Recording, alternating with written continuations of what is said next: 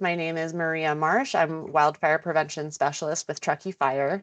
And thank you guys for joining this month's Firewise Virtual Office Hours. I'm going to click through a couple of slides. And Vince, can you give me a thumbs up if you can see my screen? Perfect, thank you. Just quickly, we're doing these Firewise virtual office hours once a month on the third Wednesday of each month. Last month, we did what I hope was a pretty helpful session on planning ahead for renewals, basically covering what is required of each community for each year of participation. And today, we're going to zoom in on risk assessments. Next month, we're going to zoom in on action plans. And if you have questions about the other requirements, like your community outreach event, vegetation management, those sorts of things, then you can pop back to the truckeefire.org/firewise website and see what we covered in terms of what's involved in those additional aspects. And then starting in September, October, November, we're going to be generally available for questions about all of the logistics of submitting your application, whether that's the first time application or the renewal, and navigating the portal. I really appreciate you guys participating now rather than waiting until like November 1st to start on this process, because the more Firewise communities we have, the more juggling we at Truckee Fire are trying to do to support all of you guys. So getting a head start helps you with a smoother application process, and same for us. Also want to highlight one of our supporting organizations in the area, Eastern Regional Firewise Coalition, which Heather and Patty, who are on the call, are both actively involved in. It is a coalition basically of your peers that are getting together to basically serve the benefit of all the Firewise communities in the eastern side of Nevada and Placer County. So I definitely encourage everybody to attend, participate as often as you can in those meetings. Introduced myself already. Truckee Fire is the regional coordinator for all of our communities here, and it is one of the hats that I wear at Truckee Fire supporting you guys.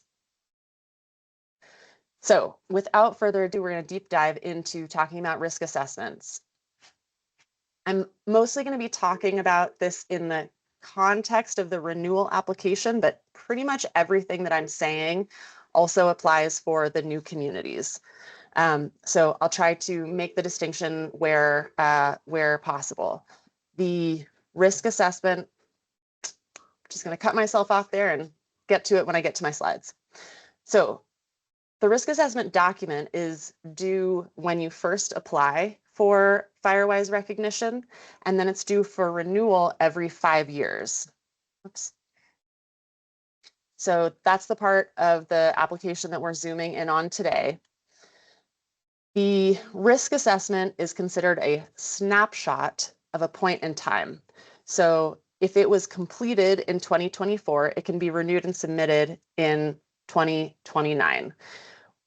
If you have experience with the Firewise portal, you might know that this seems obvious, but once you get into the portal and how it sort of automatically generates renewal dates, it might get a little bit confusing, because when you submit a new document, it automatically triggers a new date. So if your action plan was in fact completed in 2024, but you changed a little something on it and resubmitted that document just because for record keeping, submitted it this year, it might push your renewal date that shows on the system back to 2030, when in fact, CAL FIRE is going to be looking for it when it is actually due. So that can get confusing. Best practice basically is open your most recently submitted document to verify, or refer to the handy dandy list that I maintain for you guys, where I literally clicked into every single one of your applications and documents, and I keep track of who's due when. So we have due this year, Gray's Crossing, Old Greenwood, Pine Forest, Plavada, Ponderosa Ranchos, and West End Donner Lake. Almost all of you guys actually had your risk assessment completed in 2019, but they were submitted to the system in 2020. So we probably should have done them last year, but we're going to do them this year along with Pine Forest, who is on time for doing her risk assessment this year.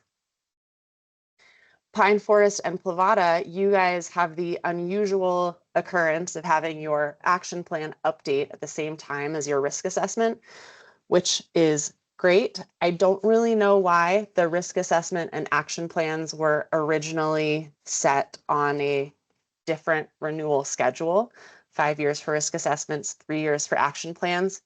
It's how it is. And those of you that are doing a risk assessment update this year, it just gives you a little more time to wrap up what you had in the works from your existing action plan, and then do an update on your action plan in the year that it's due for the appropriate year's renewal. Resources for working on your risk assessment. Come to today's Firewise virtual office hours. Thumbs up for you guys, you are here.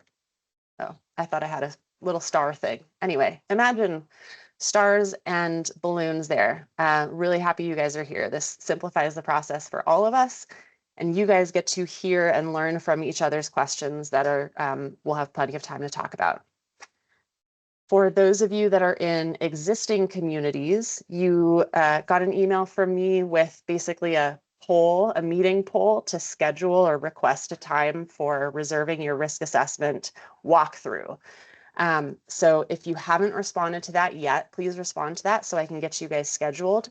And those of you that are in developing communities, likely next week, once I have all of our existing communities scheduled, I'm going to book you guys. The risk assessment walkthrough is a 2 to 3 hour in the community, like in-person, sit down, walk around conversation with your resident leader, committee members, other sort of active interested parties, and Truckee Fire, usually me and Eric Hornvet, our wildfire prevention manager, or Dylan Sheedy, our assistant wildfire prevention manager and registered professional forester.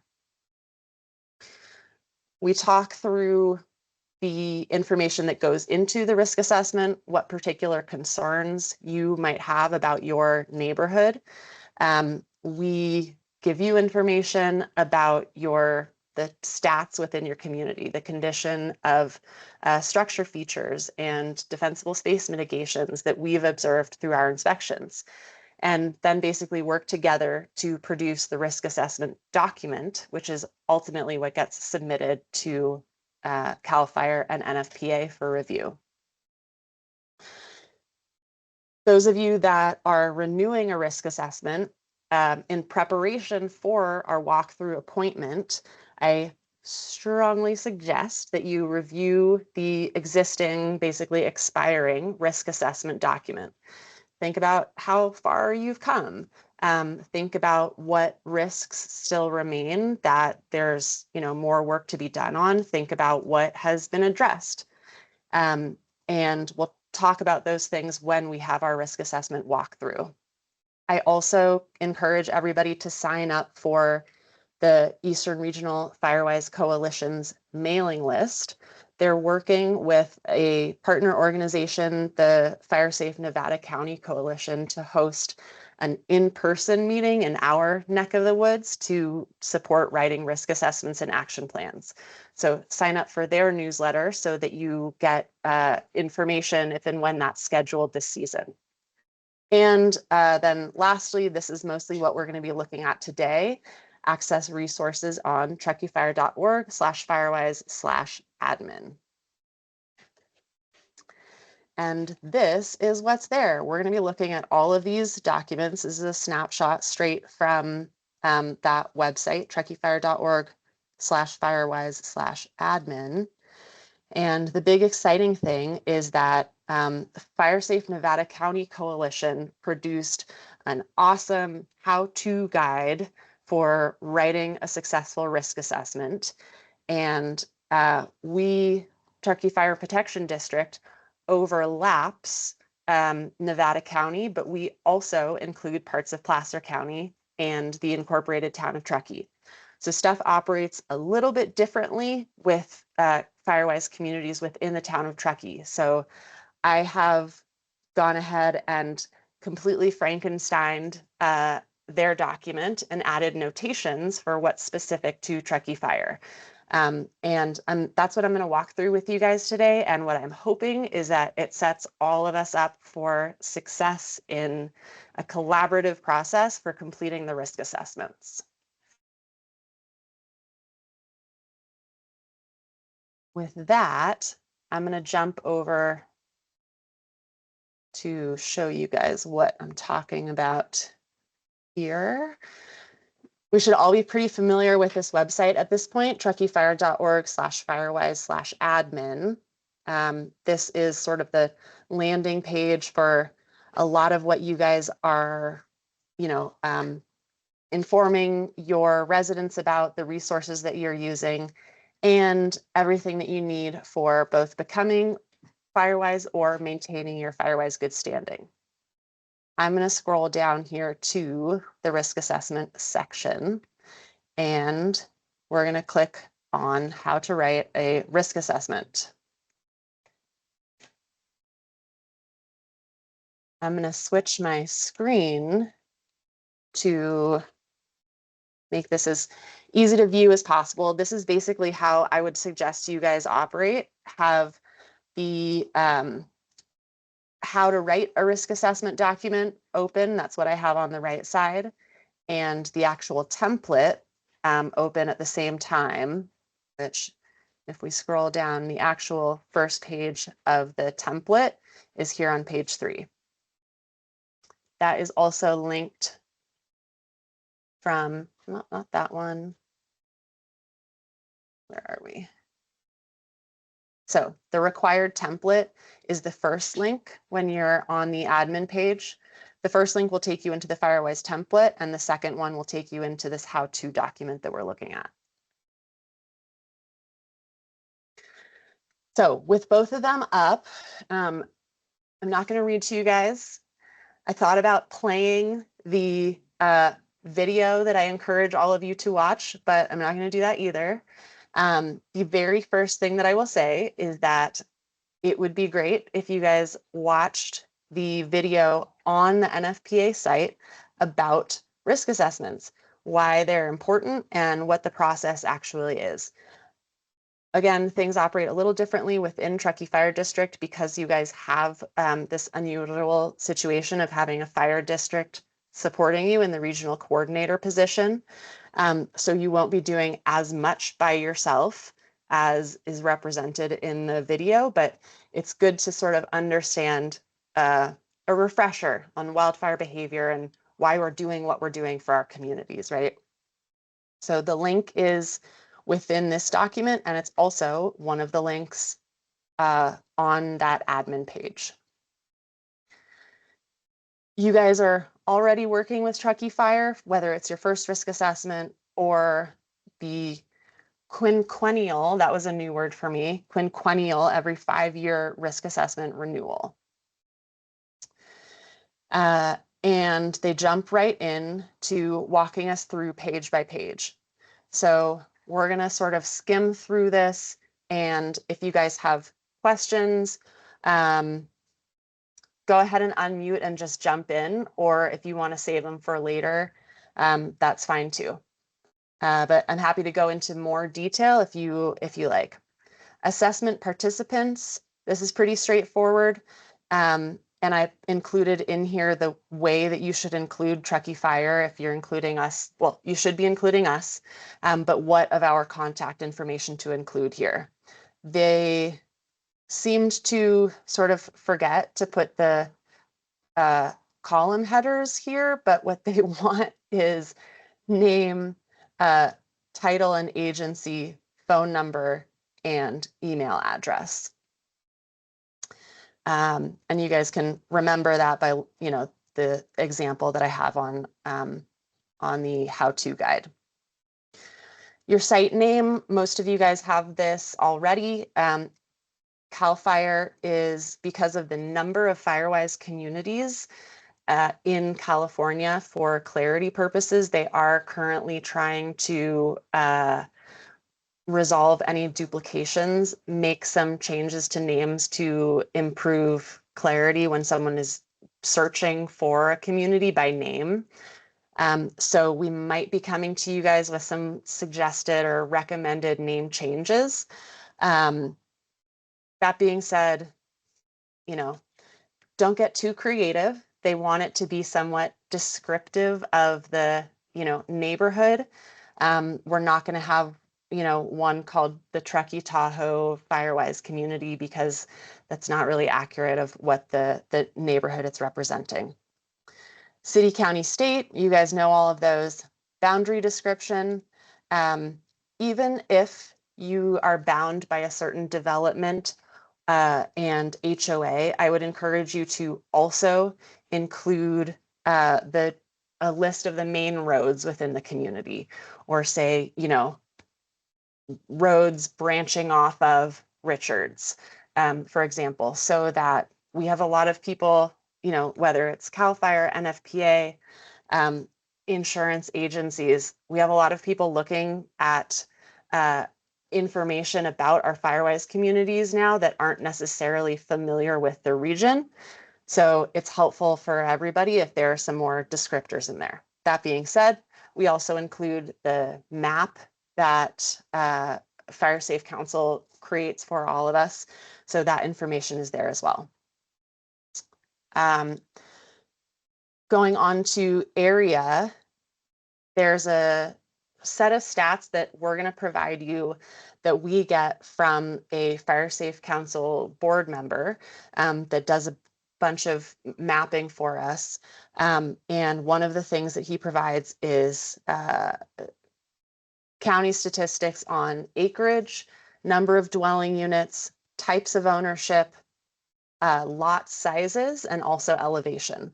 So that information is going to fill in the boxes here for area, number of dwelling units, your residential types, types of ownership, which you guys probably know anyway, but that's also, you can glean that from the county stats, and lot sizes. The one thing that's not included in that statistical data is the number of residents. This is basically an estimate from you guys. We used to be able to put something like varies seasonally. They don't like that anymore. We need to put a specific number. It is, again, it's up to you guys how you enter this. Generally, the way we calculate it is some 2 plus a little bit times the number of dwelling units is the average household size for our area. So again, you can make it an estimate. No one is checking this against any other stats. The number of dwelling units is not checked for being correct anywhere, but it is checked for consistency against other parts of your Firewise dashboard. So when we're submitting your Firewise risk assessment to the portal, we'll make sure that the number of dwelling units here matches what you entered for the number of dwelling units in the information on your Firewise portal dashboard. Any questions so far? Feel free to unmute yourself and interrupt me. Maria, when you're talking about number of dwelling units, are we including the commercial businesses? Like we talked about those ones that are on Donner Pass Road. Does that count as a dwelling unit? Great question.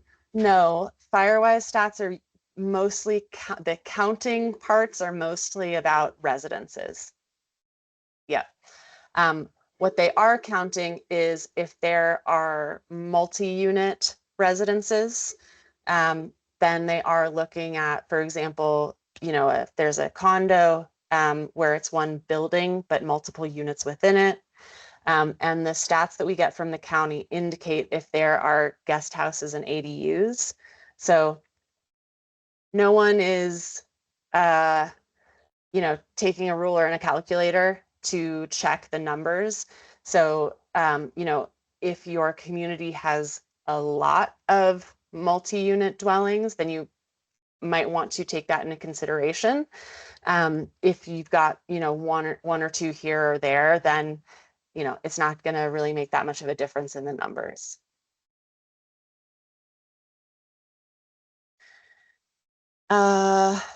Moving on. Description of local wildland fire characteristics. This is where you guys get to learn some. Oh wait, I skipped other site info. This last one, they have it number 4 on the how-to guide. Unfortunately, the risk assessment itself doesn't have numberings on it for ease of completion, but we work with what we got. So for other site information, we usually find it helpful to include stuff like your utility providers, which for, very developed communities that are on, community-wide plans for all of this, it's not as relevant. But for example, if your community operates on wells, that's important information to include in here. If you guys are primarily using residential propane tanks, that's important information to use. This is also where you could include significant land managers of neighboring parcels. For example, if you back up to Forest Service land, if you back up to land that's owned by Tahoe Donner Land Trust, for example, this is a good place to include that information. If there's a golf course within your community, this is a good place to include that, as well as things like significant transmission lines that pass through your neighborhood. If there is a heavily used recreational area, like Martis Woods, for example, includes information about the fact that the Sawtooth 06 trailhead is right near their community because they get a lot of out of area users passing through there. It increases, the amount of people that are using the area, and just sort of a factor in their community. Yeah, Vince, jump in. The amount of space that I'm looking at on the form, is that fixed? Because it seems like we're talking about a lot of information and I see 1.5 lines there. Great question. I get creative with my abbreviations. It is fixed and the text will get smaller and smaller as you type. If you have more information to include than there's space for, then we can absolutely add an overflow page that, you say continued on additional sheet. If you are particularly savvy in Adobe Acrobat, you can add a text box to the area and continue typing there. They haven't had a problem with that sort of thing in the past either. Great question.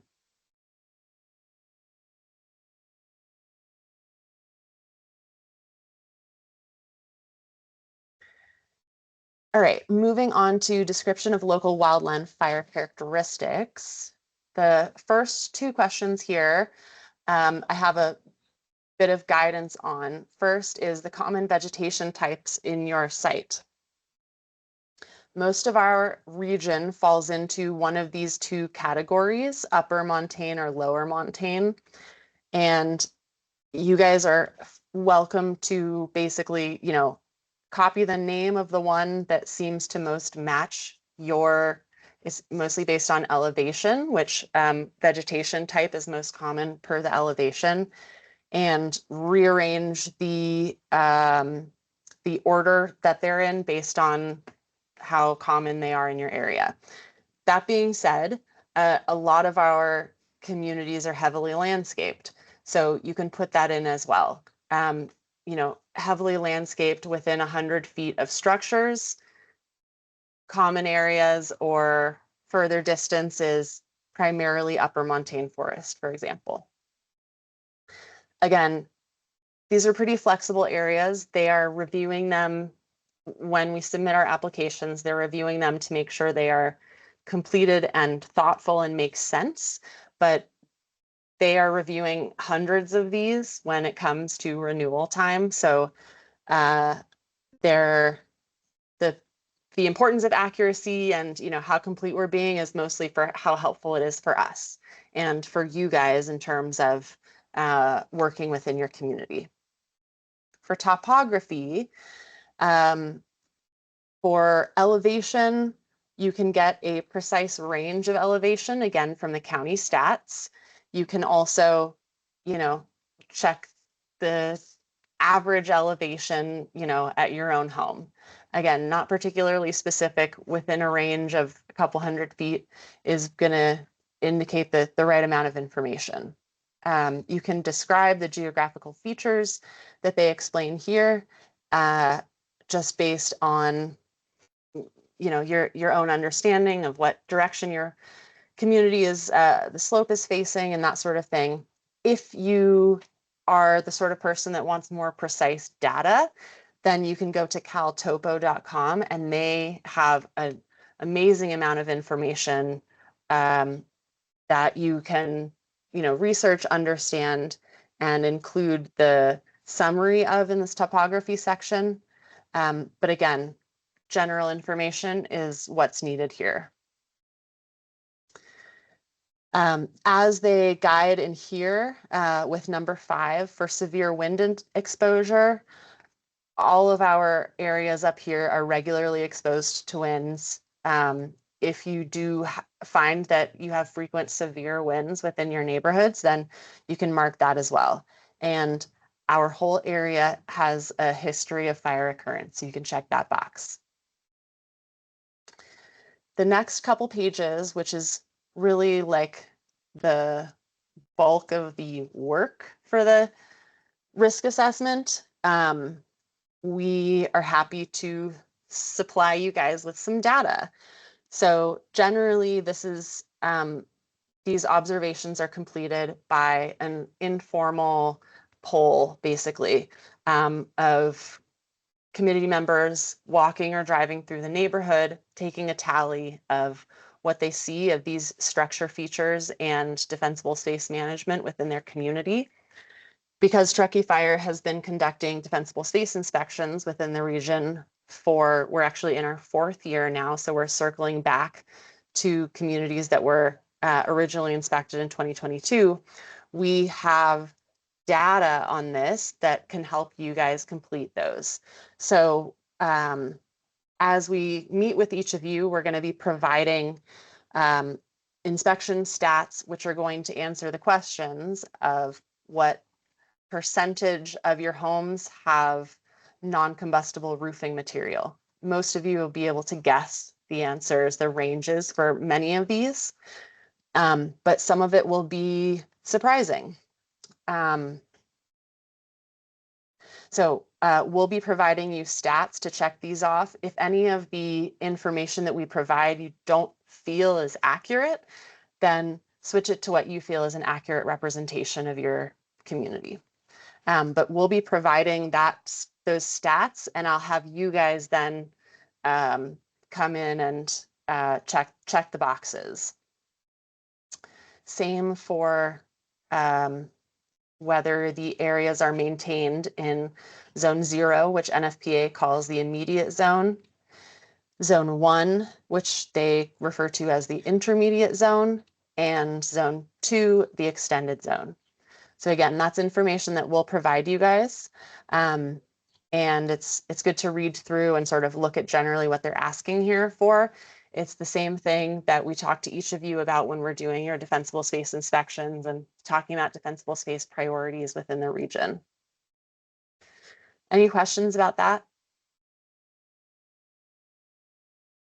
Great. Just one question. Do these defensible space statements apply to the entire district? I mean, it seems that they could apply to one house and not another. Yeah, great question.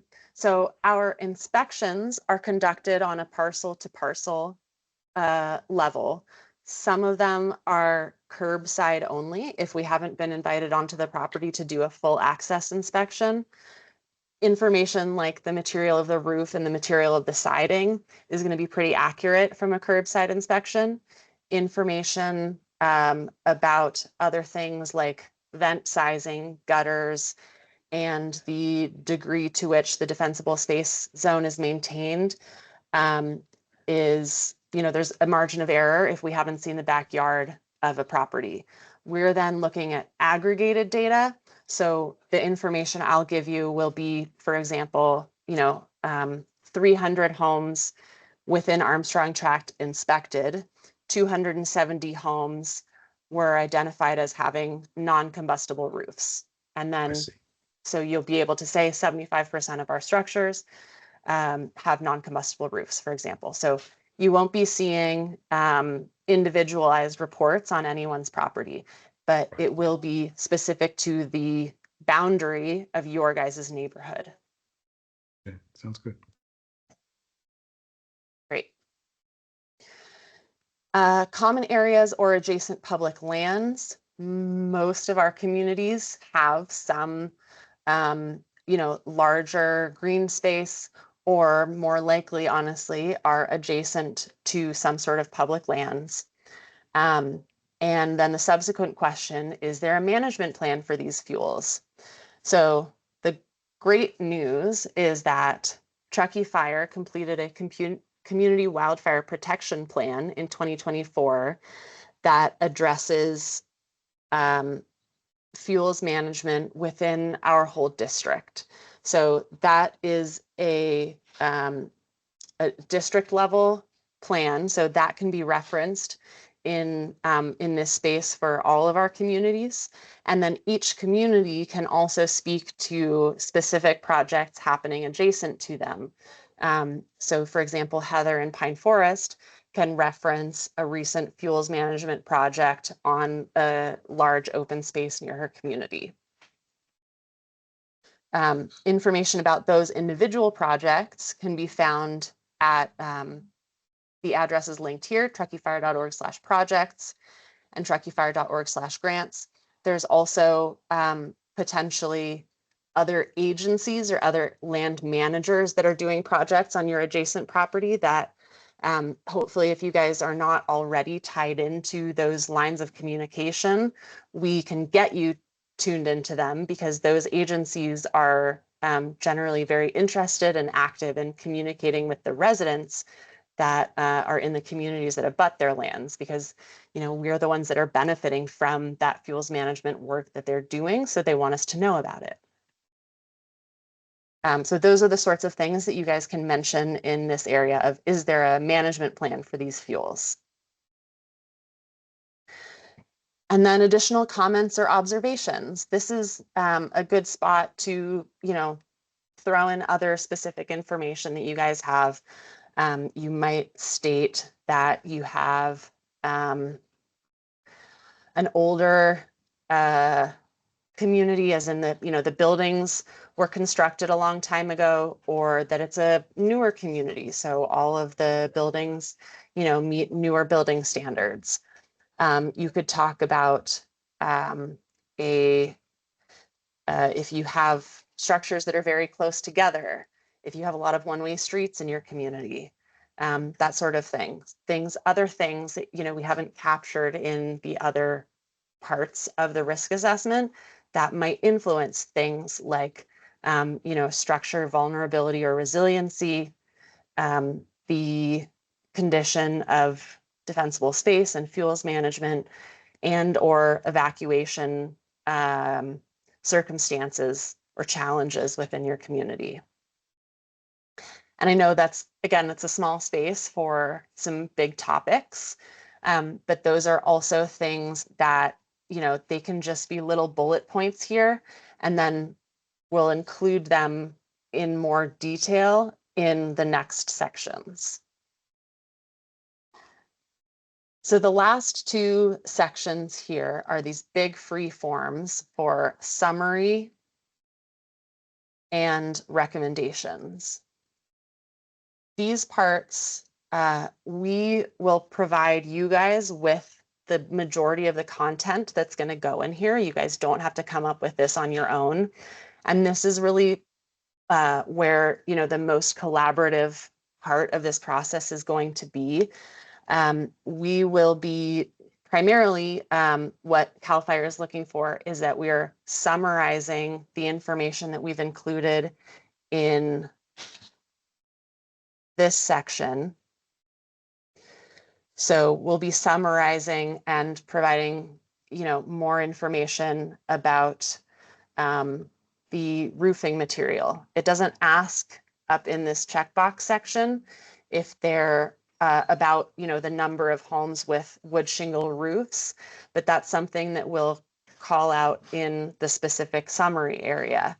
We'll let you know if you have a high number of roofs in your community that are wood shingle, and that might be a focus of your subsequent action plan, or if there were actually none and your entire community appears to have you know, Class A non-combustible roofing. This is also where we can include more detail on some of those, you know, bullet point information that we talked about. If there are things that you want us to touch on or discuss, we'll summarize here everything that we talk about within our risk assessment, within the risk assessment walkthrough. So in short, you don't have to write this. We will, you guys can, you know, raise the concerns, and we'll write this section for you with your input, of course. And then same for the recommendations section. CAL FIRE and NFPA, when they review the risk assessment, they're looking to see that the recommendations are specifically addressing the summary of what was identified as, you know, hazards, risks, concerns in the area. So we might say that we encourage, you know, reducing use of bark mulch. And there will be some other sort of region specific recommendations in here about making sure that your residents are all signed up for our evacuation and emergency alert systems and that sort of thing. So again, this is a section that we'll write for you with your guys' input on what your particular needs, concerns, or plans are. But the idea, question. Yeah, please go ahead. So are you guys able to then find out the number of people who are signed up for like Placer Alert or Code Red or anything like that? Do you guys have access to it? So we have an idea of like the percentage of residents within our Firewise communities who are signed up? Those are not our systems, no. So we don't have any information about that. Okay. It's the sort of thing that, you know, the way Eric does it is at a community meeting, he'll say, raise your hand if you've heard of, you know, each of the systems.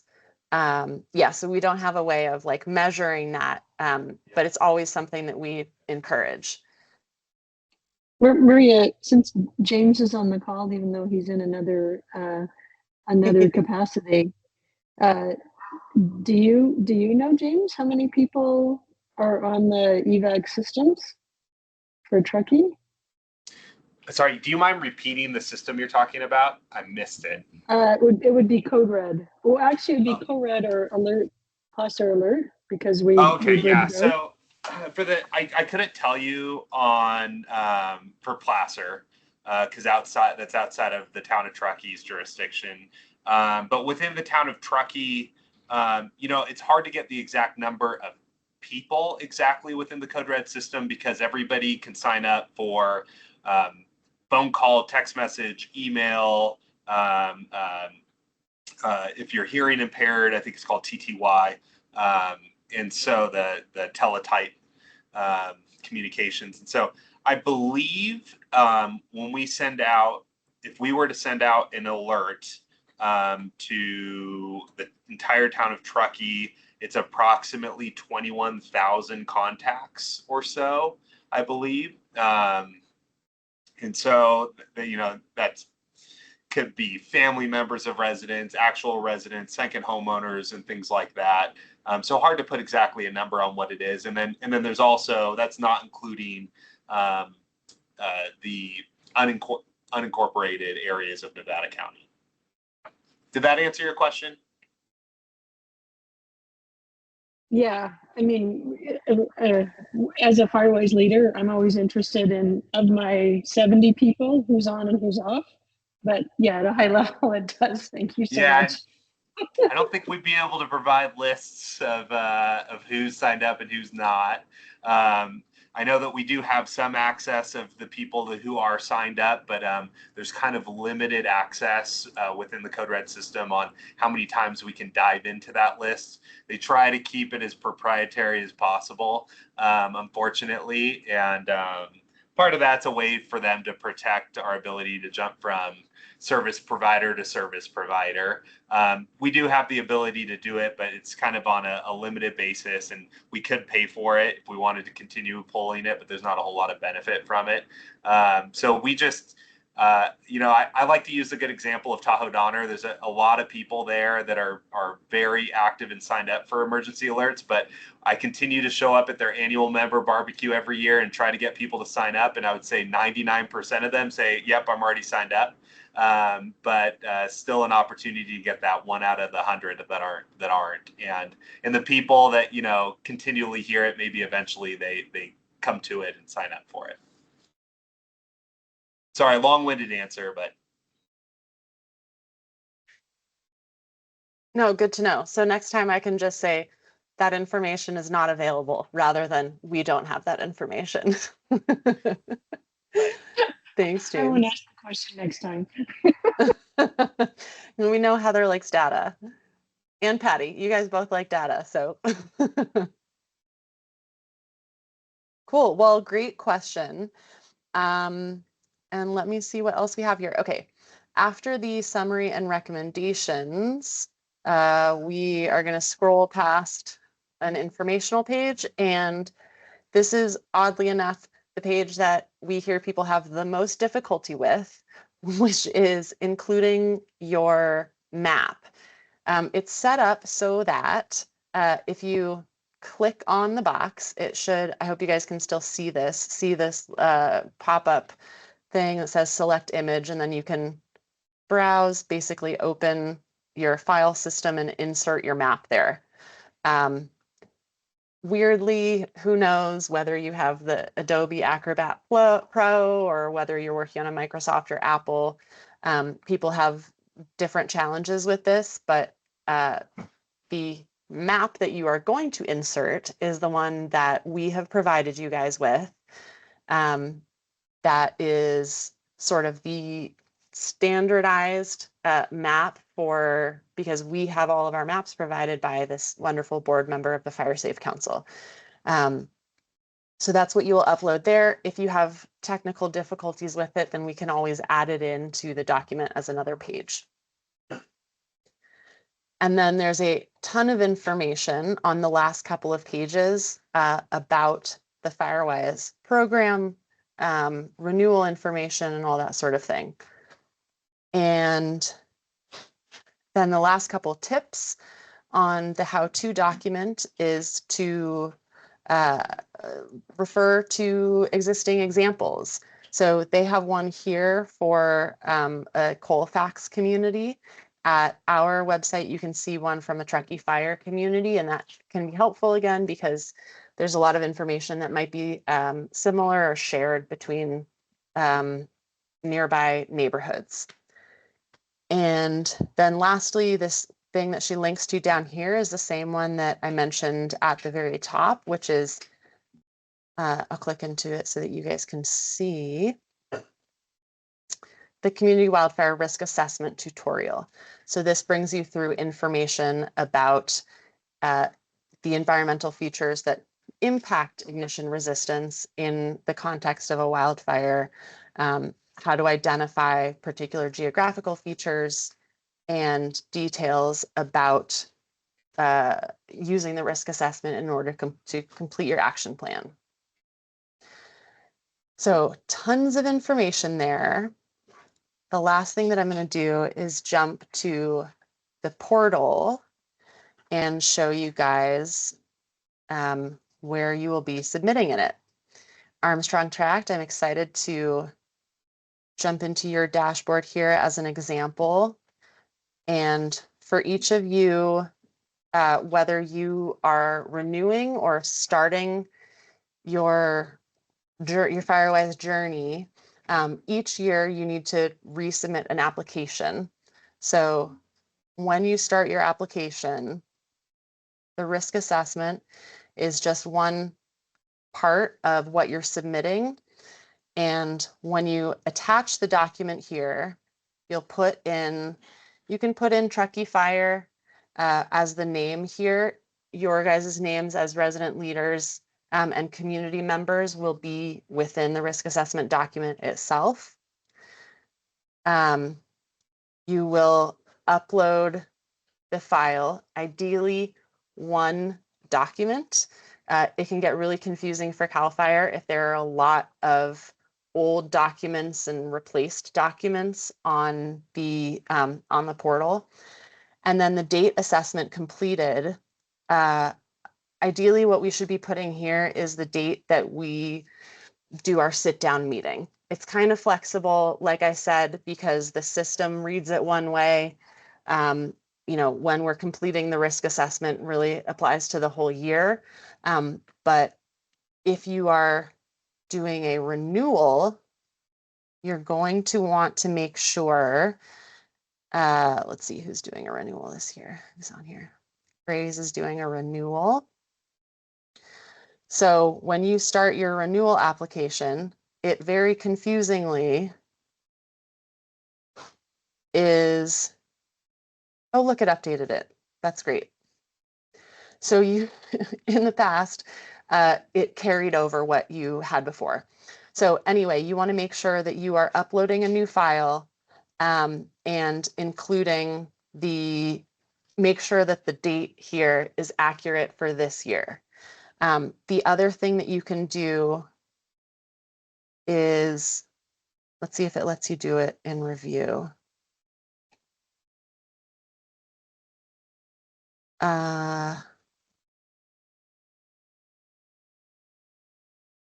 This takes us back here. Okay, well, what I want to show you is how to remove the old document.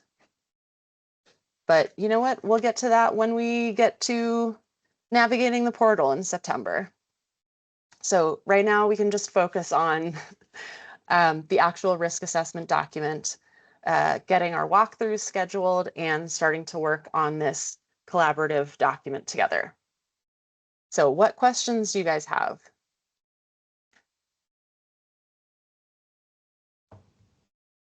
Hey, Maria, this is Lauren Van Loon calling from our new ALPS community. Hey, I joined Lauren. late. Hello. Welcome. No problem. Thank you.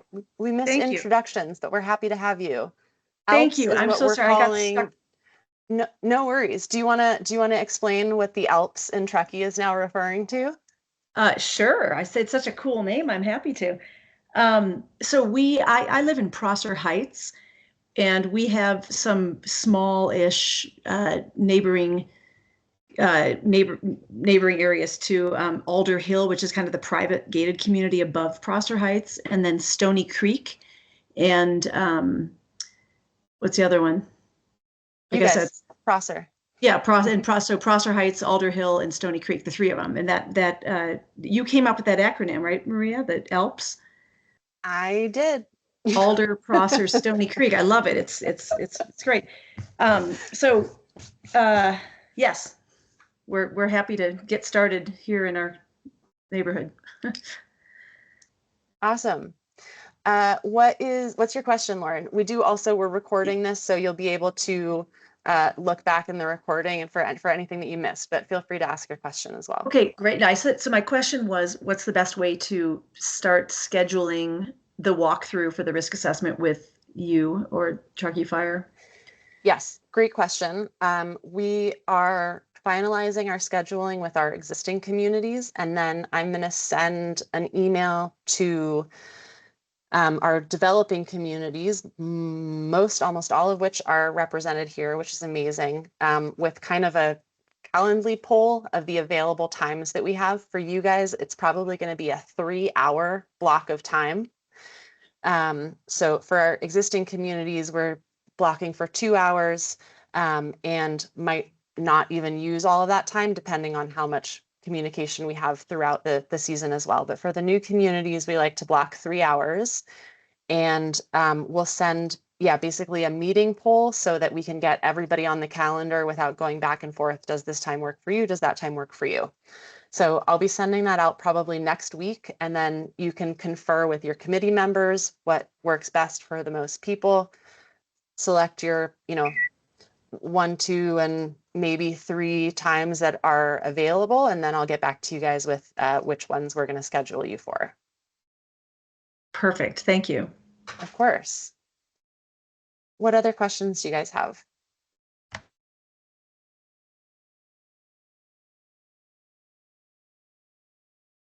Any questions not related to risk assessments?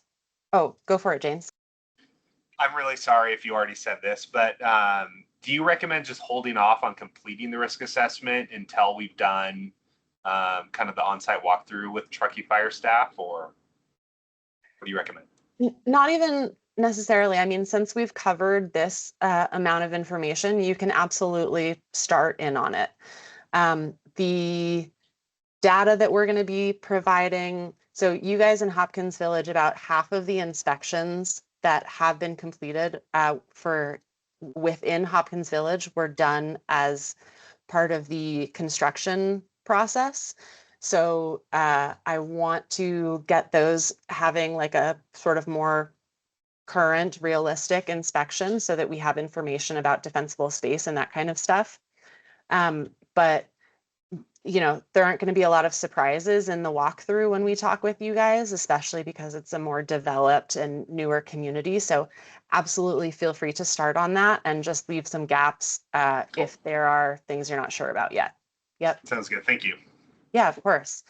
And that brings up another great point, especially for our newer communities, which is that even though we line this out, the application process is sort of a step-by-step. It doesn't all have to happen in order. You don't have to have the risk assessment completed in order to start planning your community event, in order to start collecting, hours spent on risk reduction activities from your neighbors, that sort of thing. It can all happen simultaneously. And for collecting that information, you can even look at sort of a bigger window than just this fire season.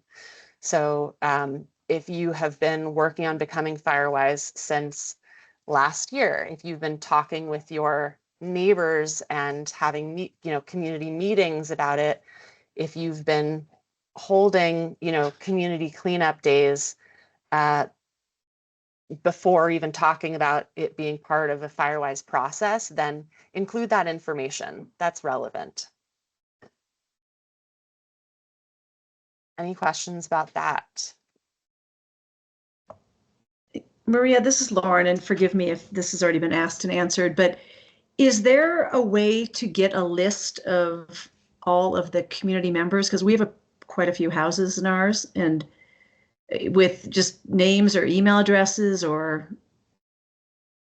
Great question. So what we do have access to, I'll show you guys, is the counties provide a site. Oops. Let's go here. Nevada County has a site called My Neighborhood 2.0, and this will actually give you mailing addresses for, which is publicly available information for every address within the county. So we can help you navigate this, but you could make a mailing list for yourself. Besides that, we can't provide email addresses or phone numbers. that have been shared with us in the context of defensible space inspections, but we can work with you on how we might potentially, through our systems, communicate with your neighbors. Sometimes it lines up really well, like in Armstrong Tract. They're just getting started and they are on our defensible space inspection schedule this year. So we were able to attach a little flyer to their door hangers as our seasonal inspectors were going door to door, encouraging them to sign up for Gretchen's contact list. If it doesn't line up perfectly like that, then sometimes it can happen the next year. So North Shore Donner Lake just became Firewise last year. And a couple of days ago, our fantastic team of defensible space inspectors spent the morning stapling 900 leaflets with information about the new Firewise community to the door hangers for North Shore Donner Lake. So it's we'll work with you on the process, but it's also good to remember that the Firewise community boundaries can include people and properties that haven't yet engaged with you, that you haven't communicated with. And that's sort of the beauty of the Firewise program, which is that the intention is education and outreach. So the goal of the action plan is, one of the goals on the action plan is to include more people, to bring more people into the fold, to knock on, more doors, to grow the size of your mailing list and that sort of thing. So, you can use whatever means you have available to you in communicating to begin with, but really all you need to get started immediately is the couple people on your community list. And, between however many of you guys you have, 5, the only actual calculated requirement for Firewise is the number of risk reduction hours required per community, and that's calculated as 1 hour per dwelling unit. And if you think about how much time each of you individually spends raking pine needles, you probably make up for, a good number of neighbors that you don't have contact information for, that aren't reporting what they're doing yet. So we have yet to see a community that doesn't exponentially exceed the number of required hours. So from both sides, connecting with your neighbors and growing that contact can be a work in progress. Are there any Measure T funds available for kind of like startup costs, just for example, for postage? Not for postage.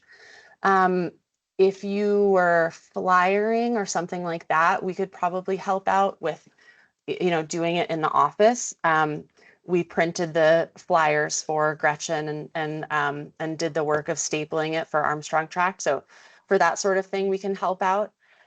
So we can, if you have some ideas, you can bring those to us and we can talk about what we can do to help. Awesome. Thank you. Yeah, of course.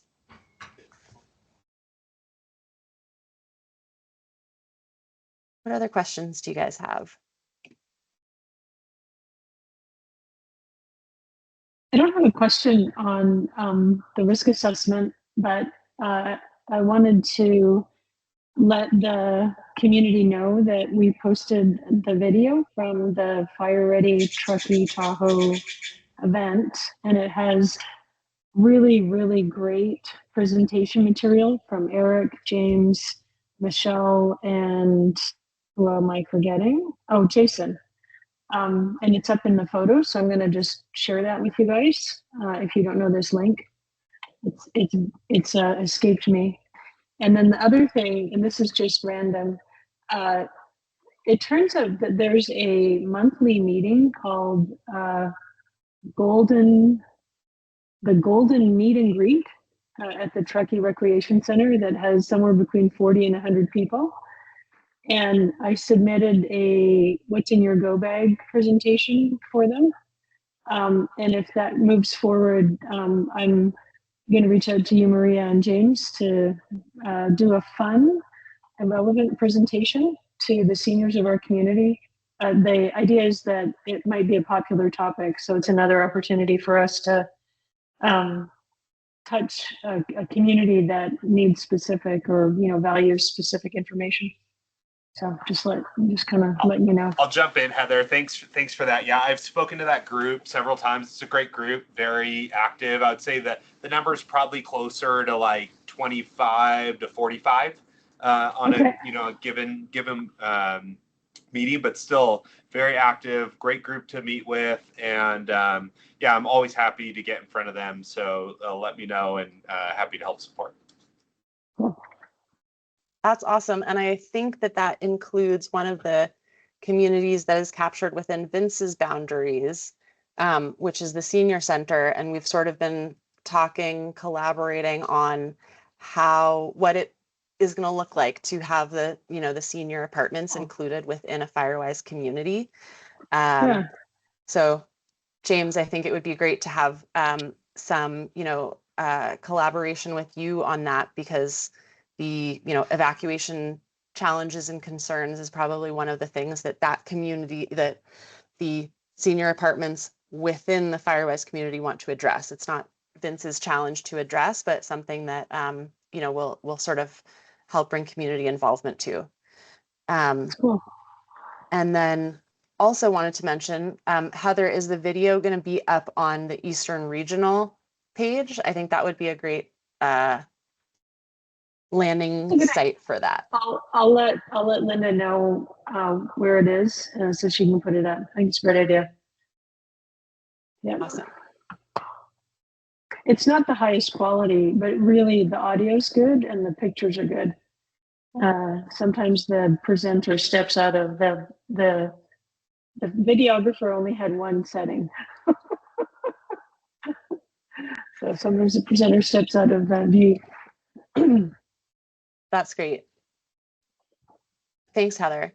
And just to explain what Heather is talking about, last Wednesday, Eastern Regional Firewise Coalition put on, in collaboration with Truckee Fire and several other local organizations, an event at the Truckee Rec Center that was a great sort of expo of a bunch of different vendors, safety professionals, and service providers in the area. That the first hour was speakers, presentations, and then the second hour was this sort of expo style with lots of tables and information and people to interact with. And it was a great event. We had, Heather, I think you had 200 or so attendees reported.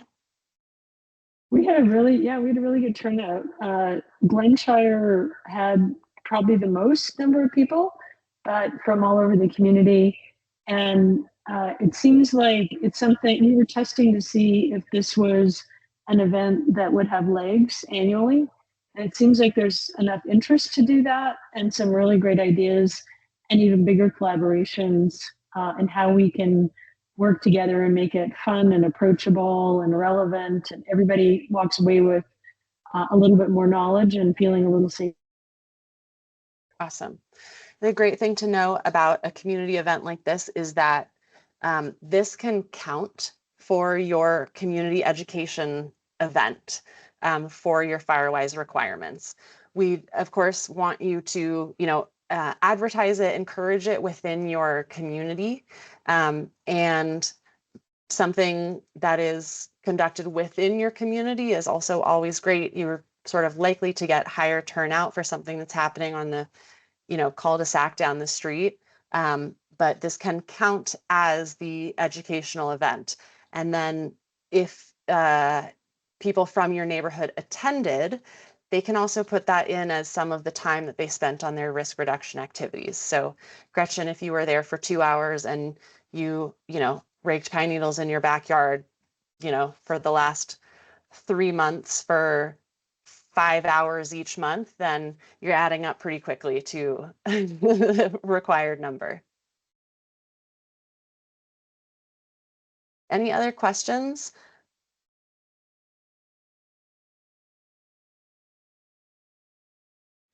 Well, I am so happy to have so many of you guys participating and to have a lot of participation from new Firewise communities this year. We are nearing, with the participation of you guys, we're nearing 90% probably of residential structures within Truckee Fire District being within Firewise communities, which is fantastic. We're so happy to have you guys as leaders within your neighborhoods and as sort of liaisons between your community members and the fire district. So you know how to reach me, firewise@truckeefire.org, and I encourage you to attend the next, I'm going to pull it up on the screen, calendar of events for ERFWC. Their next meeting is Tuesday, August 5th. I'm almost always there in person, and it's a great way to connect with other leaders, developing leaders, ask questions, and sort of get a better understanding of what it looks like to be Firewise. So I'll stick around if anybody has additional questions to ask, but I really appreciate you guys coming.